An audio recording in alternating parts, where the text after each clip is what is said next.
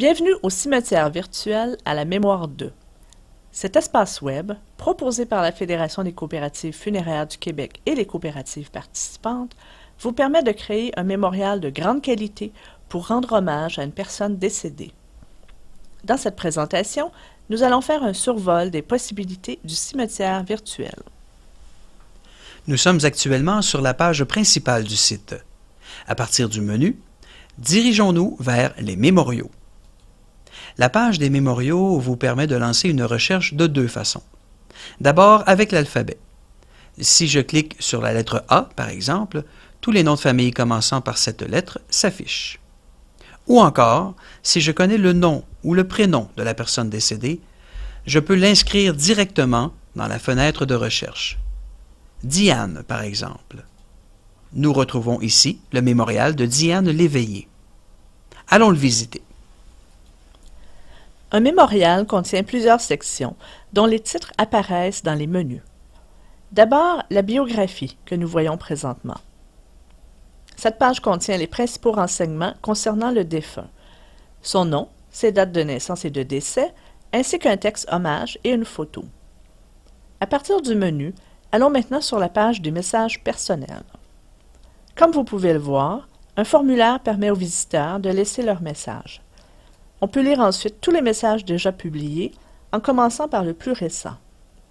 On peut aussi s'abonner à la communauté du mémorial, ce qui permet de recevoir un avis par courriel lorsqu'un nouveau message est publié ou lors de certaines dates anniversaires. Choisissons maintenant de visiter la galerie photos. Voilà. Toutes les miniatures sont cliquables pour les voir en plus grand sur la droite. On peut aussi afficher la photo toute seule sur une page en cliquant sur l'agrandissement, comme ceci. Maintenant, revenons en arrière pour retrouver notre menu.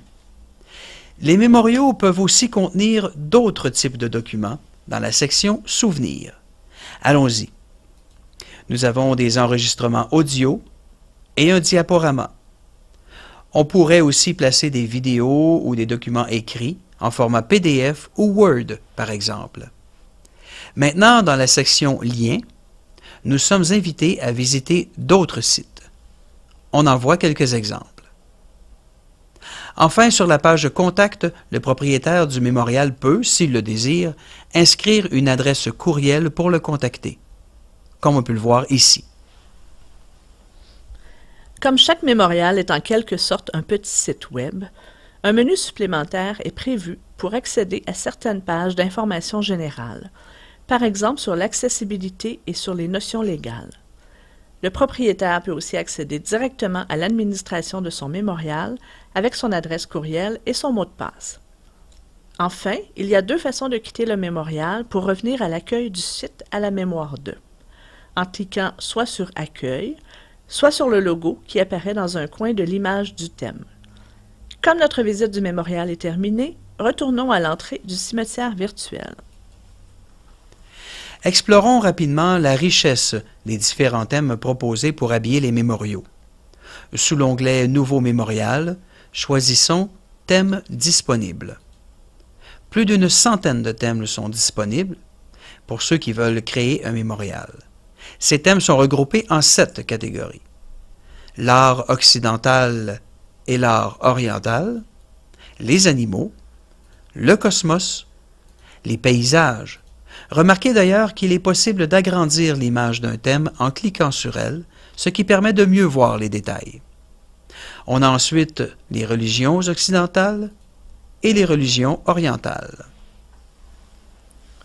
Si vous souhaitez avoir un thème personnalisé, il est aussi possible d'en faire la demande. Voilà, nous vous invitons maintenant à visionner notre seconde vidéo qui vous montrera comment ouvrir un compte et créer un mémorial.